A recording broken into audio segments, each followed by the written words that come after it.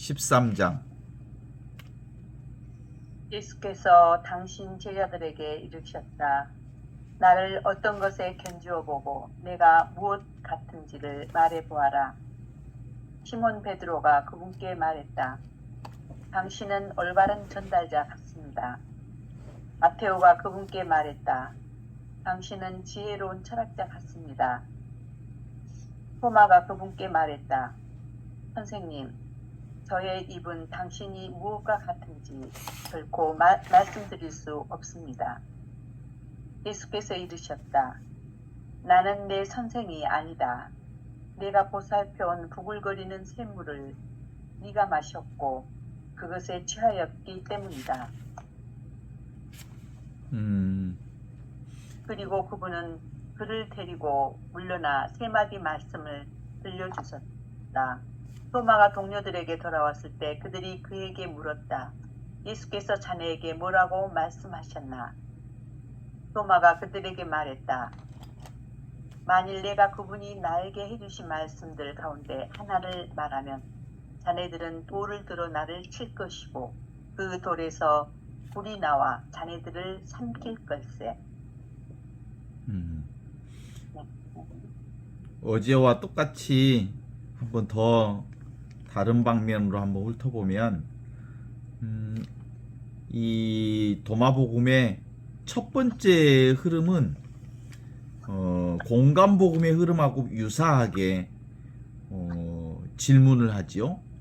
예수님께서 당신 제자들에게 이르셨다라고 하면서 나를 어떤 것에 견주어 보고 내가 누구인가 어떤 것에 그리고 내가 무엇과 같은지를 말해보라 라고 하는 예수 리빙 지저스 살아있는 예수님이 누구와 같은가 라고 하는 부분 이게 이제 세 명의 제자가 등장하죠. 베드로, 마테오, 토마가 등장합니다. 베드로는 올바른 전달자, 정의로운 사자, 하늘이 보내준 메신저인 하느님의 천사와 같은 분 아니십니까? 라고 대답하죠. 마테오는 지혜로운 철학자, 이 땅에서 가장 지혜로운 철학자 같은 분이십니다. 라고 대답하는데 토마는 이와 전혀 다른 모습으로 얘기하지요. 말할 수 없다. 선생님을 뭐라고 꼭 집어 말할 수 없다. 이렇게 대답합니다. 그랬더니 이것에 대한 두 번째 흐름에서 예수님은 토마에게 하는 말이죠. 나는 너의 스승이 아니다. 이제 너는 스승과 제자의 관계가 아니고 너와 나는 디두모, 유다, 토마라고 얘기했던 것처럼 쌍둥이다. 너하고 나하고는 이제 누가 스승이요 누수고 누가 제자라고 말할 수 없다. 이런 관계가 이제 형성이 된다고 말하죠. 그게 뭐냐면 이제 너희는 나는 너희의 스승이 아니라 나는 너희의 친구다. 이렇게 말하는 것과 같은 부류죠.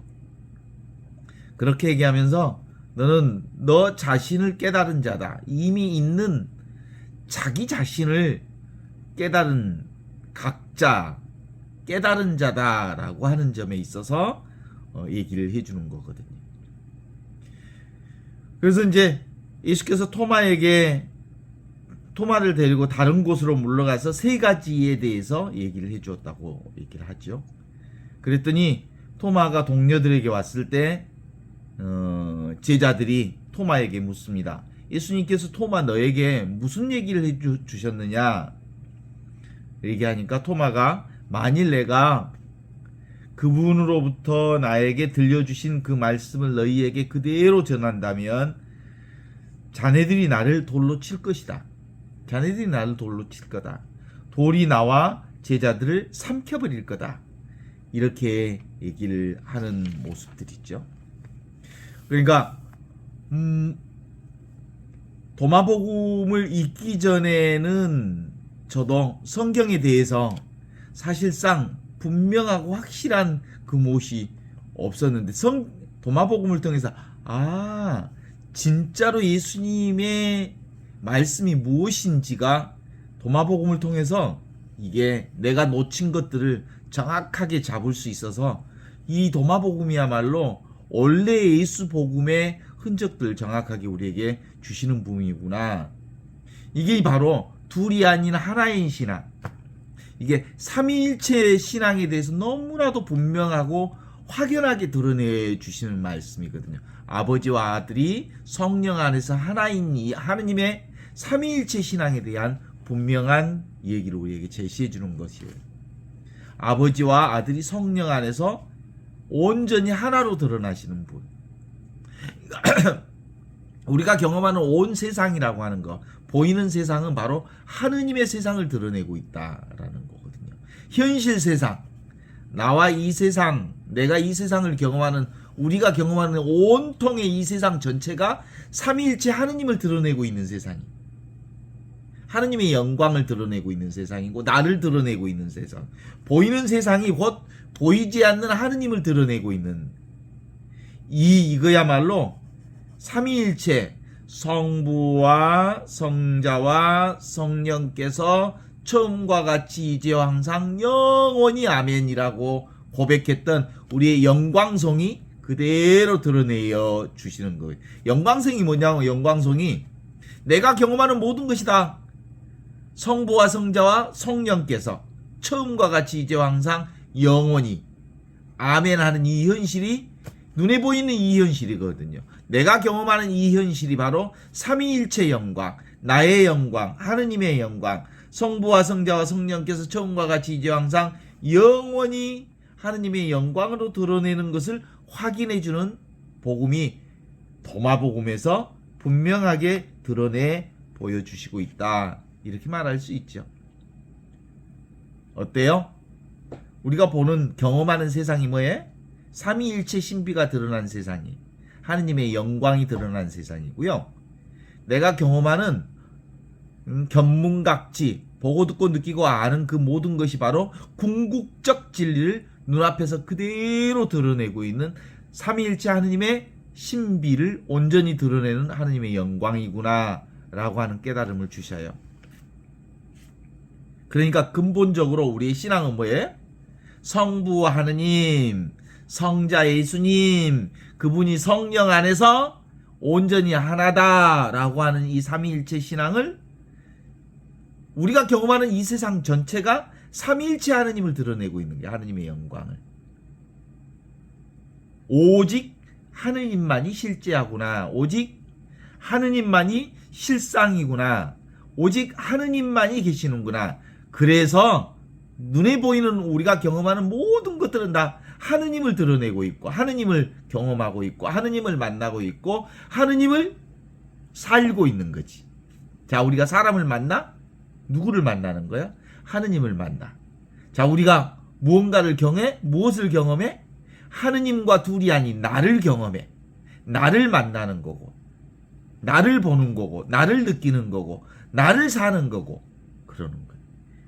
없이 계신 하느님을 만나고 없는 듯 있는 이 하느님을 경험하는 거고 허공 같은 이 하느님이 눈에 보이는 이 세상을 통해서 온전히 드러내 보여주시는 거고. 그러니까 우리가 경험하는 이 세상이야말로 바로 뭘 경험하는 거죠? 하느님의 사랑을 경험하는 거지. 하느님의 자비와 은총과 축복과 은혜와 사랑을 경험하는 일이란 말이에요. 그래서 근본적으로 우리는 개별적인 개인적인 나라고 하는 어떤 것에 묶여 있지만 않으면 something, 그것이 실제로는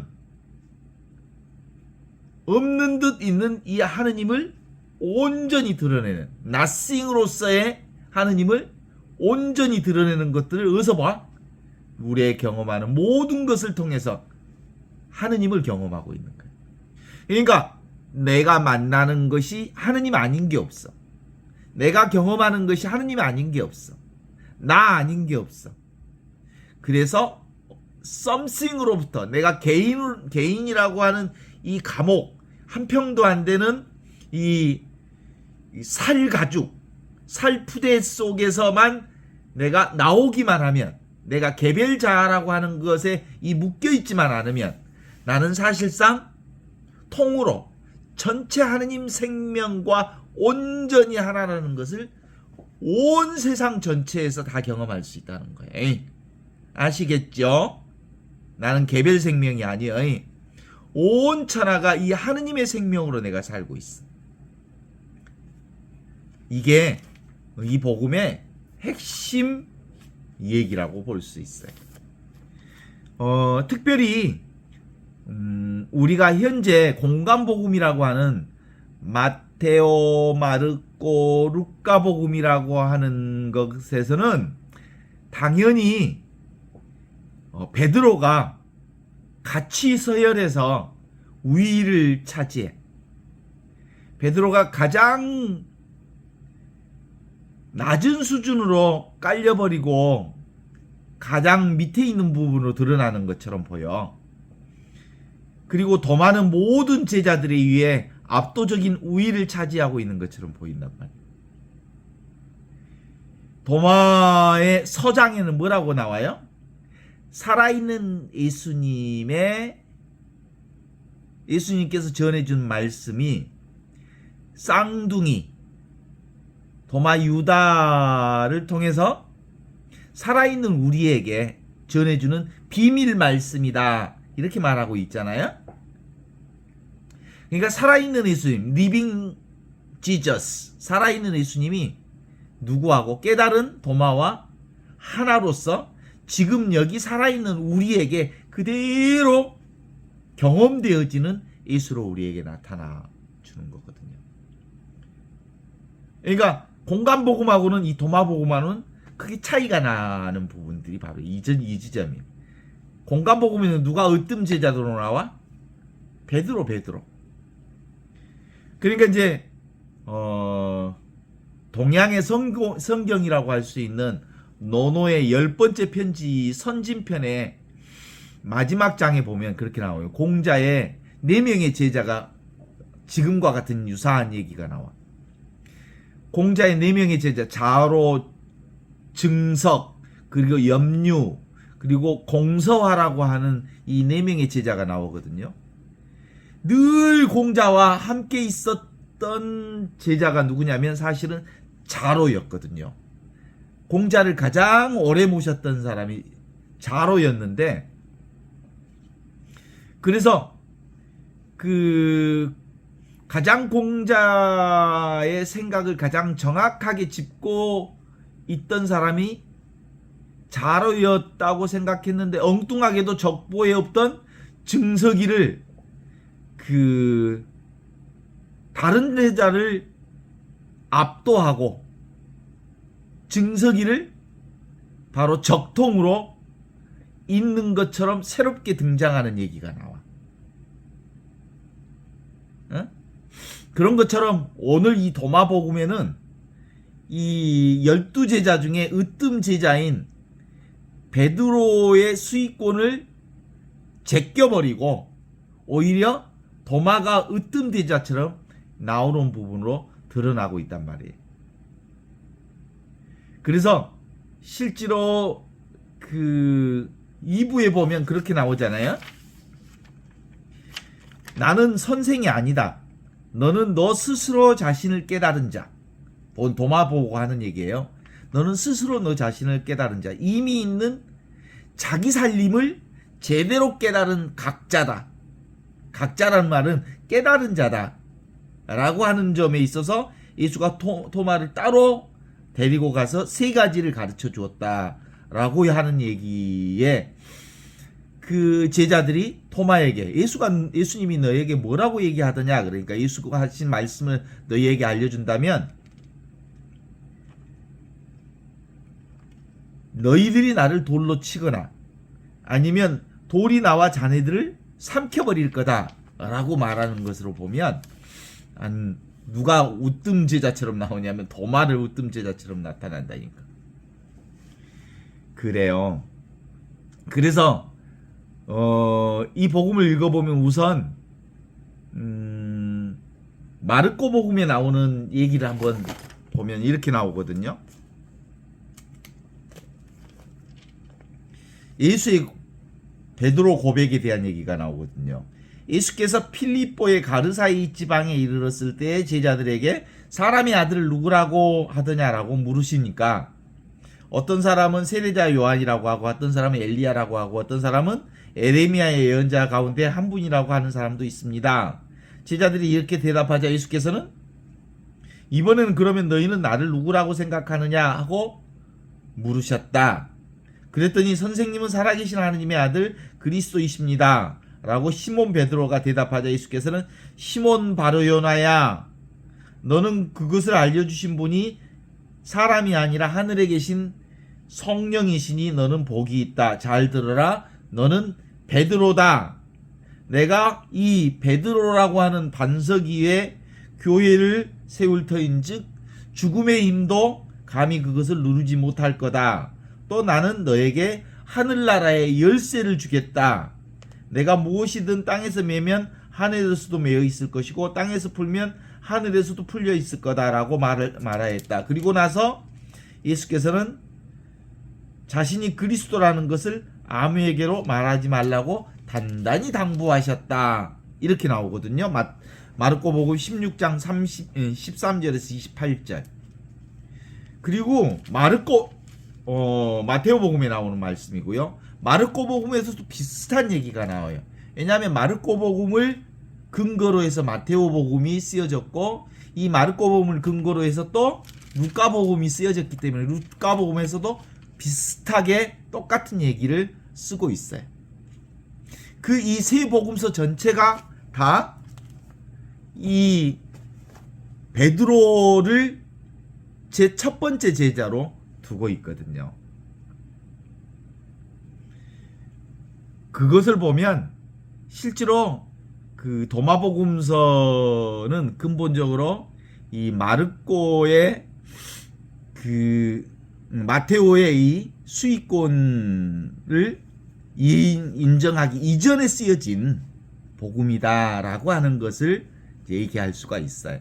그러니까 예수님은 원래 이 뒷부분이 설정되어 있지 않는 그냥 그대로의 이야기, 예수님의 말씀만 전하는 얘기로 보면 베드로의 얘기가 나오지 않고 오히려 베드로가 도마보다 그 깨달음이 아직 이르지 못한 제자처럼 나오게 돼 있단 말이지.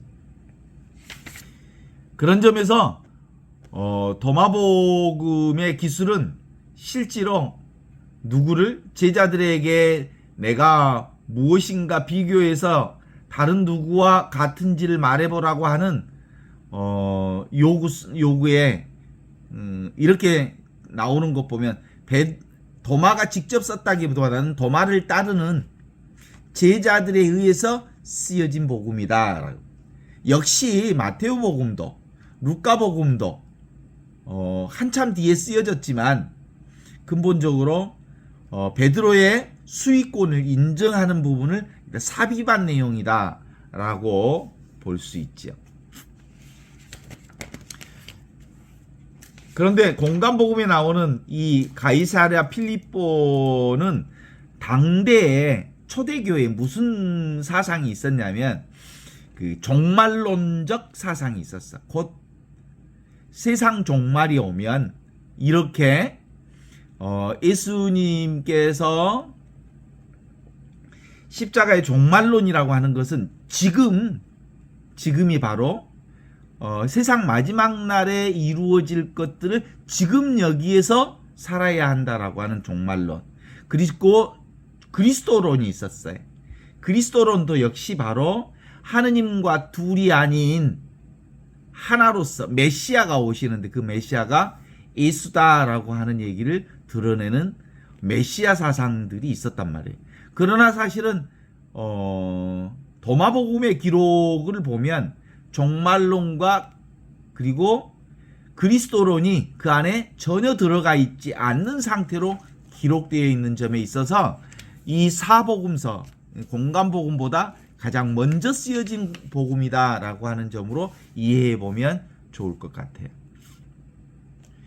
그러니까 도마복음 얘기가 그런 것이 전혀 있을 뿐만 아니라 메시아 비밀을 암시하는 종말론 자체가 없다는 얘기는 실제로 예수께서 제자들에게 내가 무엇인지 진실로 생각하는 바를 말하고 요구하는 부분은 아주 오래 전부터 깨달음을 중시한 예수님의 모습을 여기서 드러내 보여줄 수 있죠. 어때요? 의식의 탐구 전반을 이렇게 쭉 들여다보면 그렇죠.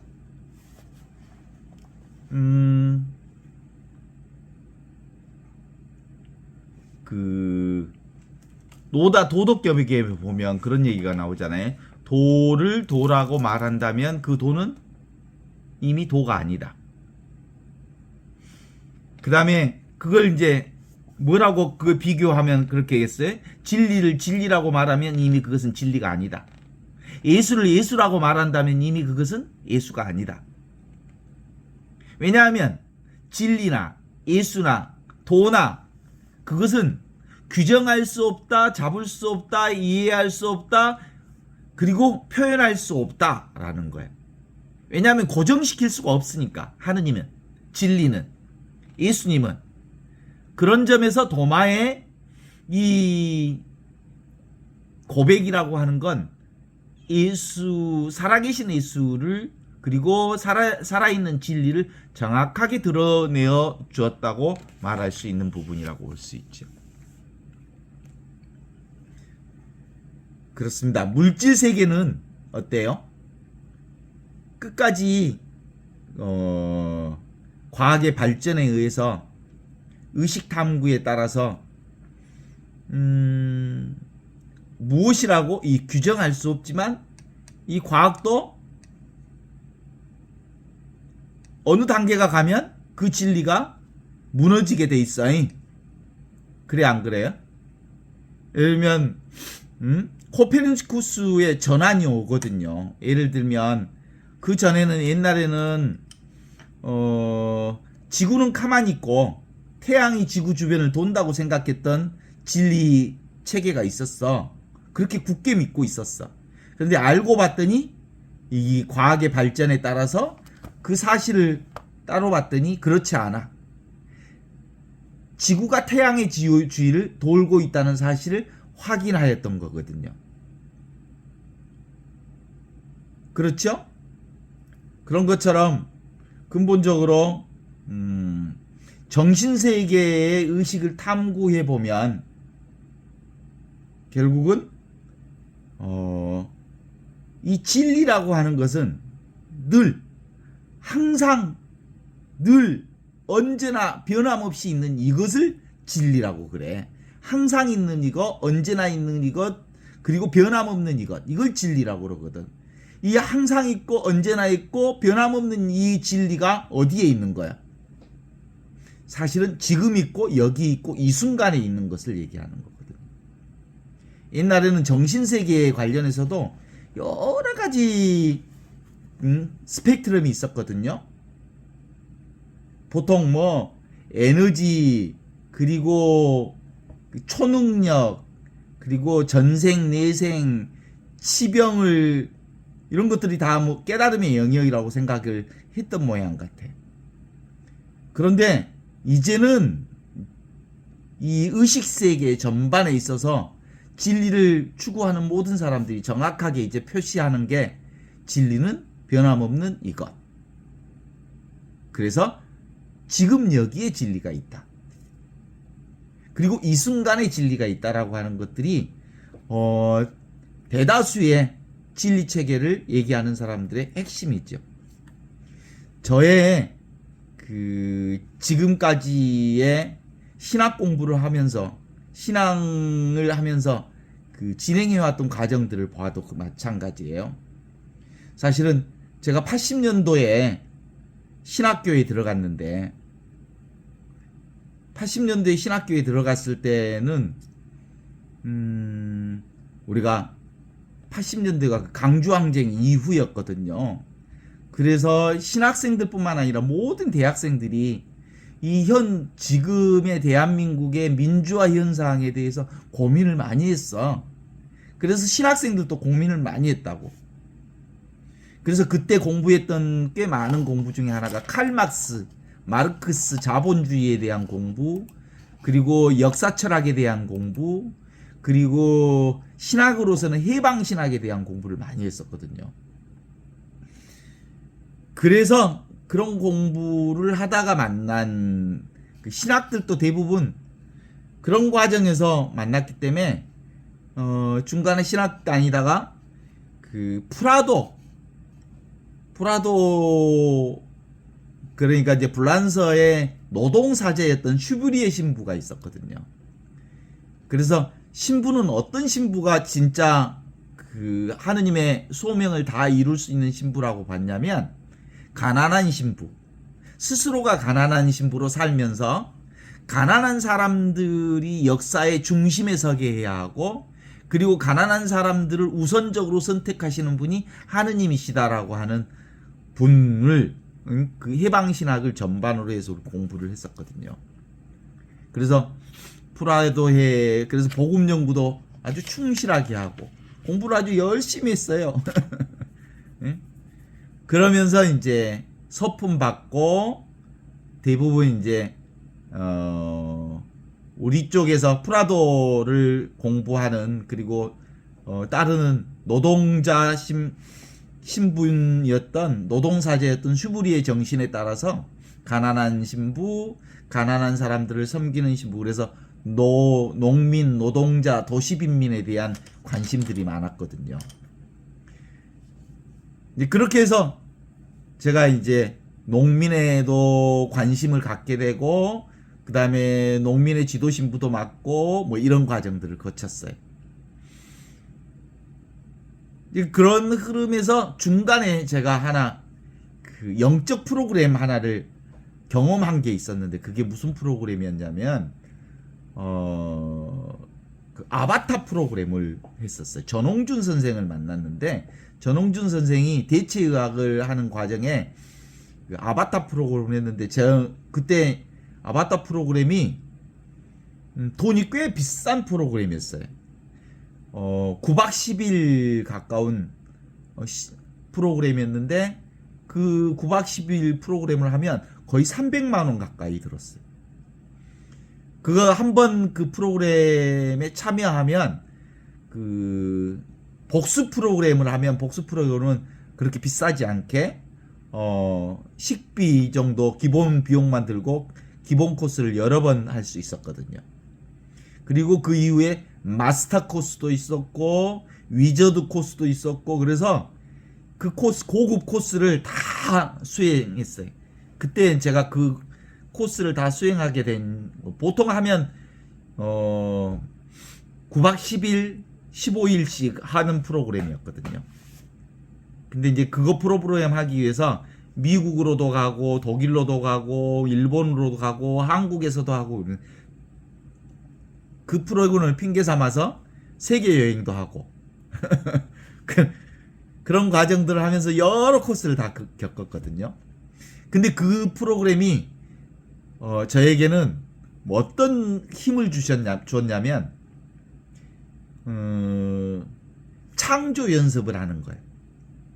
내가 삶의 주인의 삶을 살 수 있도록 하는 프로그램이었거든요. 주로 자기 자신의 신념 체계를 창조하는 거예요. 예를 들면 나는 나다. 나는 내가 좋다. 내가 결정한다. 내가 책임진다. 그리고 이 세상은 나의 반영이다. 이런 흐름으로서 모든 것은 내가 결정하고 내가 그것에 대해서 책임지고 내가 그것에 대해서 결정하고 내가 나로서 사는 인생, 그것에 대해서 그 프로그램을 한 7, 8번, 10번 이상씩 다녀왔기 때문에 꽤 그게 몸에 잘 배어 있었어요. 그 공부를 한 후로 내게 달라진 상황이 있었다면 무엇이든 자신감 있게 무엇을 치고 나가는 힘이 생겼어요. 그래서 그 프로그램 덕택에 사실상 그것이 내 신앙 전체를 좌우하는 건 아니었지만 꽤 나의 삶에 힘이 되었던 부분들이었어요. 근데 거기서 나에게 거기 보통 이제 라이센스를 주거든요. 라이센스라 그래갖고 마스터라고 하는 이 증을 주는데 나한테는 증을 안 줘. 그러니까 학생들을 이렇게 가르치는 것을 하면서 돈을 벌 수 있거든요. 그게 뭐 학생들한테 돈을 뭐 그 몇백만 원씩 받으면서 한 사람 이렇게 키우고 하는 건데, 나 전 코스를 다 받았지만 나한테는 라이센스를 안 줘. 왜냐하면 신부는 사람들한테 그걸 돈 받고 하지 않고 공짜로 해본다고. 상품이란 말이에요. 그게 영적 상품을 돈 받고 팔아야 되는데, 저 신부는 그 상품을 상품을 파는데 돈을 안 받고 팔 가능성이 있으니까 라이센스를 주면 안 된다고 하는 생각이 있었던 것 같아. 나한테는 자격을 안 줘. 그래서 그리고 사실은 내가 정말로 그 라이센스를 받았다 해도 난 돈 받고 할 사람이 아니지. 실제로 그냥 공짜로 가르쳐줬으면 가르쳐주지. 그래서 그들이 나를 정확하게 읽은 거지. 자격증을 안 줘. 그래서 자격증을 못 땄어. 코스를 10번 가까이를 갔는데 보통 뭐 서너 번 가면 그 자격증을 주거든. 그 덕분에 사실은 나의 삶에 있어서는 아주 당당하게, 자신감 있게, 그리고 거침없이 나의 삶을 살아가는 힘이 됐던 프로그램이었거든요. 아마 그 되게 한 20년, 30년 사제 생활을 아주 힘차게, 재미있게, 그리고 박동감 있게, 박진감 있게 풀어나갈 수 있는 계기가 되었던 것 같아요. 그러다가 그 이후하고 사실은 이제 프라도라고 하는 그 가난한 사람들을 사목의 중심에 세우는 그리고 복음 연구, 그것이 내 사제 생활에 큰 힘이 됐었거든요. 그러다가 이제 암 소식을 갖게 됐잖아요.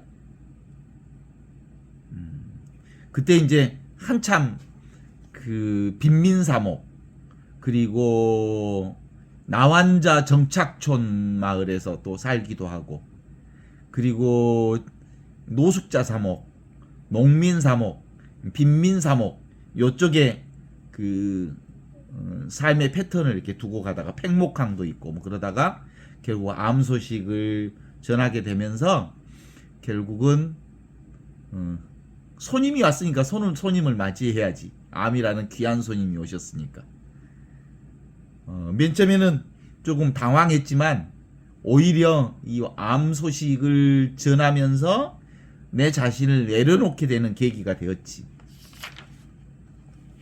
그러면서 그때부터 사실은 이 영성 공부를 집중적으로 더 많이 할 수 있었던 것 같아요.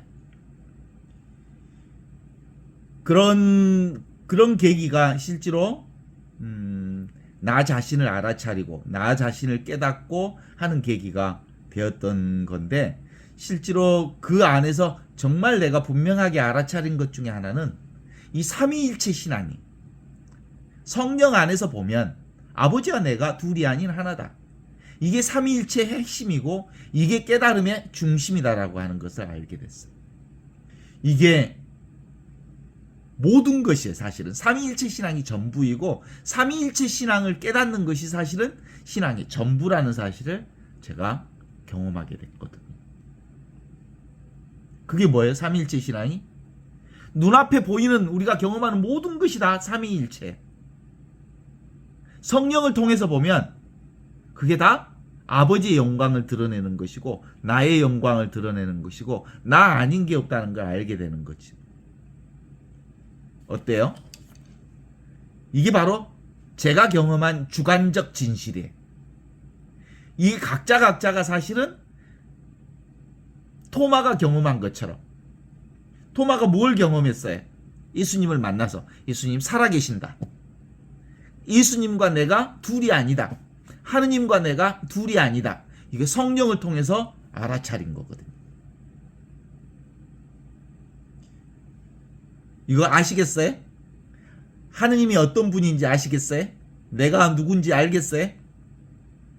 지금 여기 이 순간 궁극적 진리가 나와 함께 있다는 걸 아는 거야. 내가 경험하는 보고 듣고 느끼고 아는 이것이 궁극적 진리. 내가 경험하는 이것이 바로 궁극적 진리인 하느님을 드러내고 있는 거야. 모든 경험은 다 하느님을 드러내고 있는 거지. 나와 둘이 아닌 하느님을 드러내고 있는 거야. 그러니까 지금 여기 이 순간 내가 경험하는 모든 것이 다 나요, 하느님이요, 순수 의식이요, 말씀이요, 로고스이며 진리 자체인 거야. 그래요. 이건 알 수 없는데, 이거 구체적으로는 알 수 없어요. 구체적으로 이거라고 말할 수는 없어요. 그런데 너무나도 분명하게 전부가 이거예요. 그러니까 다른 얘기가 아니에요. 이거예요, 이거. 생명이에요, 생명. 생명 그 자체가 나예요. 생명 그 자체가 이 세상이에요. 생명 그 자체가 하늘과 땅, 우주 만물이. 나는 그 생명 그 자체로 지금 여기를 살아. 존재 그 자체인 거야. 살아있음 그 자체인 거야. 있음 그 자체인 거지. 알아요? 하늘로부터 내려온 살아있는 빵이 곧 나요. 하늘로부터 내려온 살아있는 빵이 예수요. 하늘로부터 내려온 살아있는 빵이 곧 우주 전체예요. 우리는 이 한 생명으로 살고 있다는 것을 경험하고 깨닫는 거지. 이게 삼위일체 신비의 핵심입니다. 나에게 그러면 그게 언제쯤 그런 경험을 하셨냐고 물어본다면 언제쯤 했는지 잘 몰라요. 그런데 어느 순간인가 아하 이거구나 라는 것들이 분명해지기 시작했어요.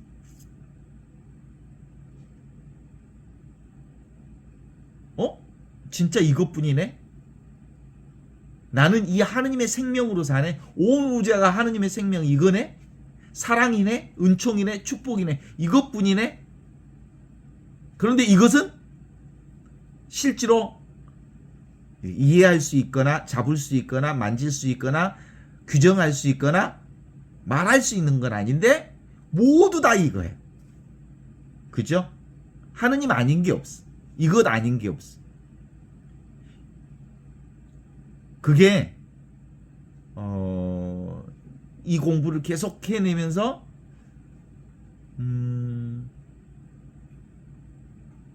이것뿐이구나라는 체험들이 내 안에서 계속 터져왔어요.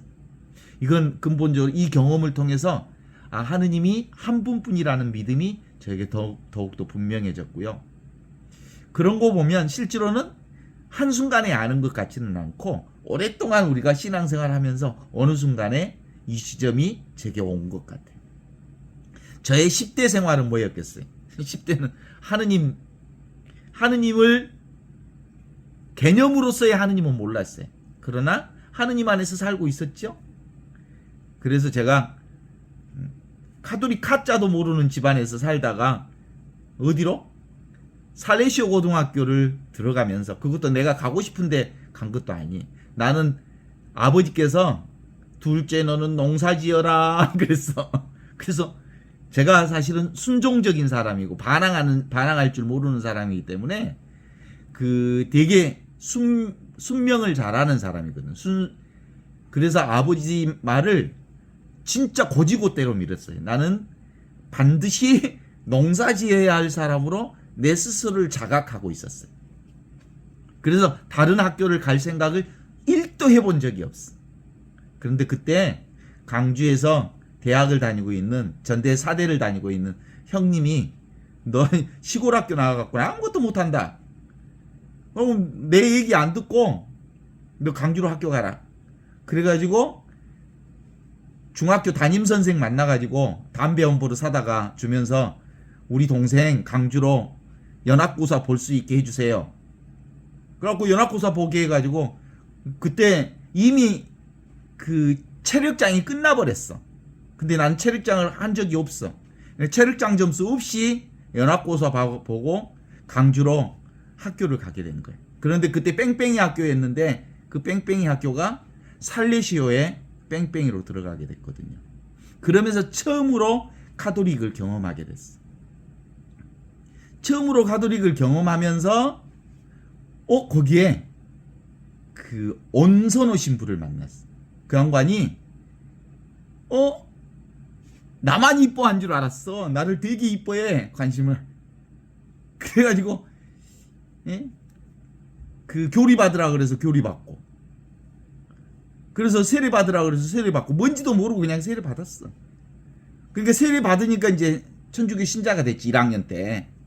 그러니까 이 천주교 신자들은 신부님들이 더 특별히 아끼고 관심 갖고 주일은 잘 다니냐 이렇게 챙기고 그랬던 건데, 신부님이 나만 좋아한 줄 알았거든. 그래서 성당에 가서 기도도 좀 하고 그랬는데, 어느 날 그 신부님이 나보고 너 신부 되면 좋겠다고 그러는 거야. 난 그때 신부는 애국에서 수입해 온 줄 알았거든. 왜냐하면 신부들은 전부 애국 신부님들만 있었거든. 나 한국 신부를 그때 본 적이 없었어. 실제로 진짜로 전부 애국 신부들만. 아니, 나는 신부님들은 애국에서 수입해 온 줄 알았더니 한국 사람도 신부가 된다요? 그랬지. 속으로. 말로는 그렇게 안 해봤지.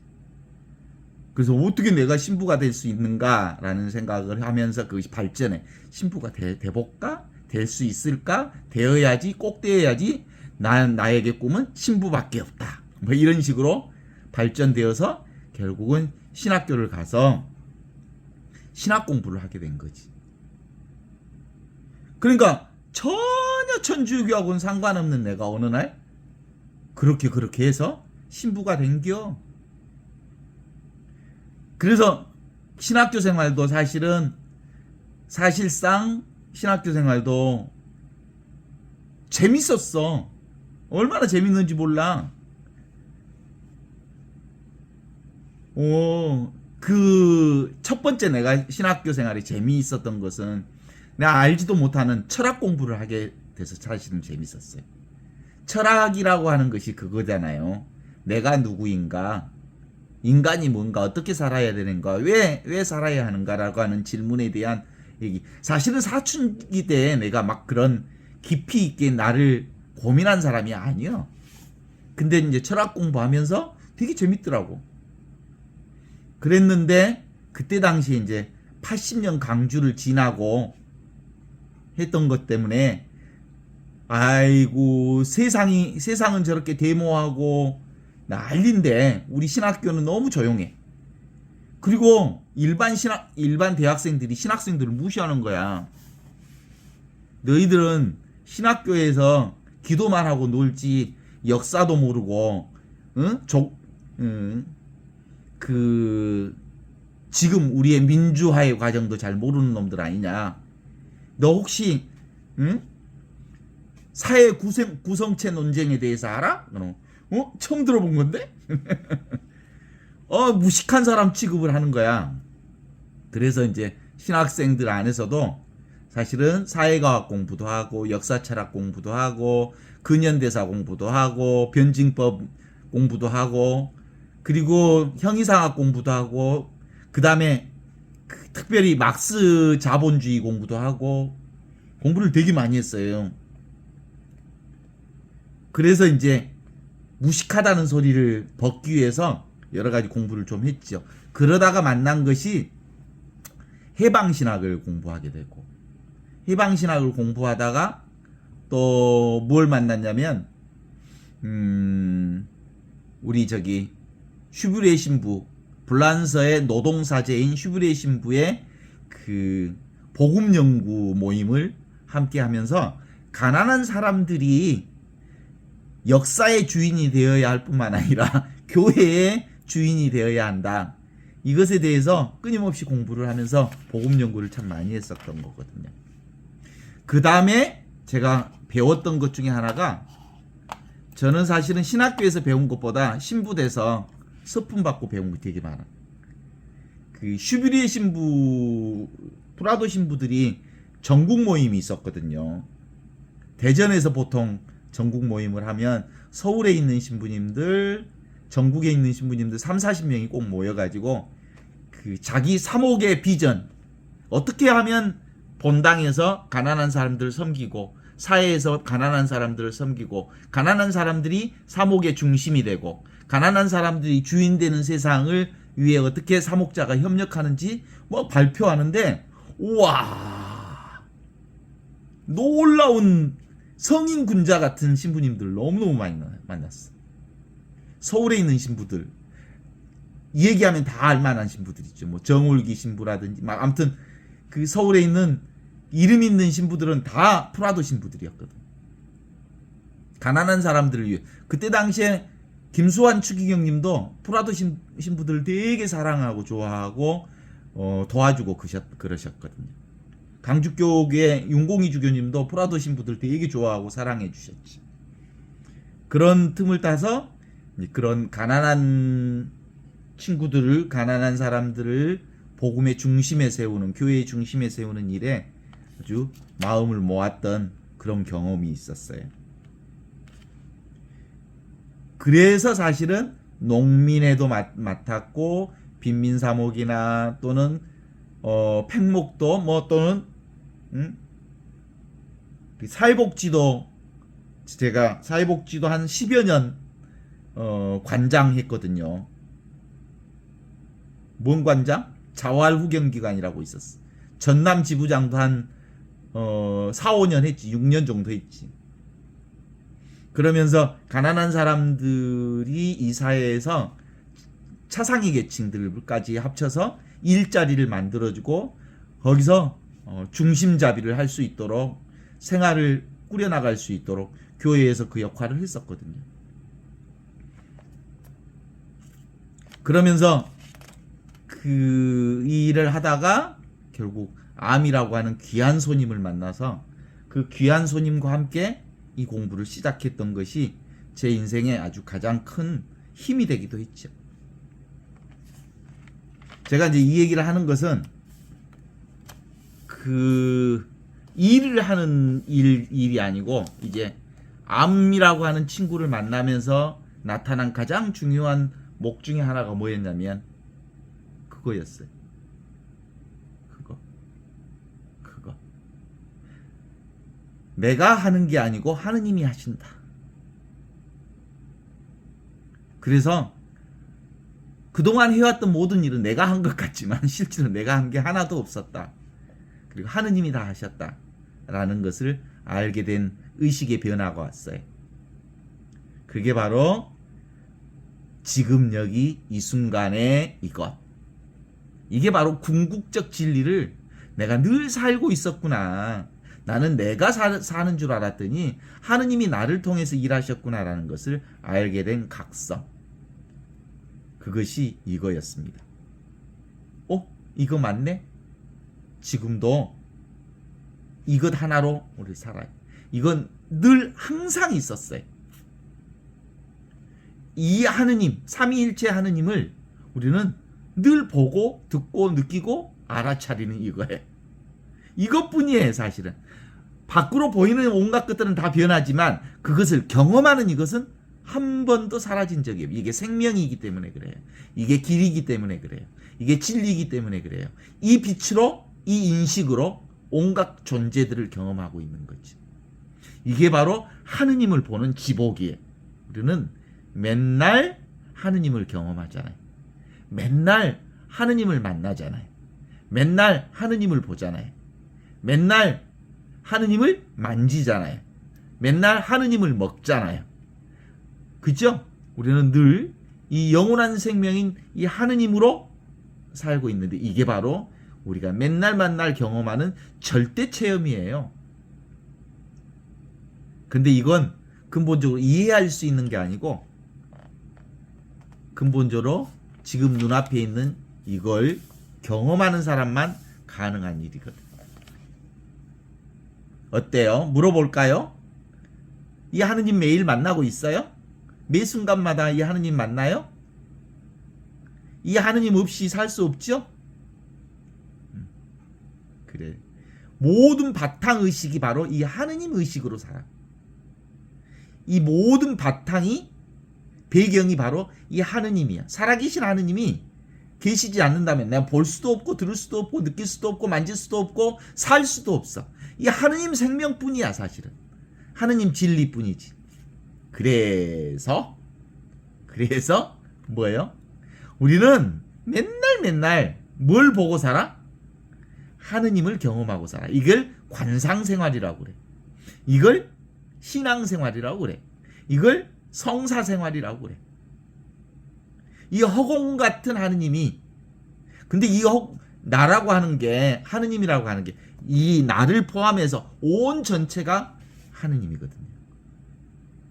따라서 우리는 이미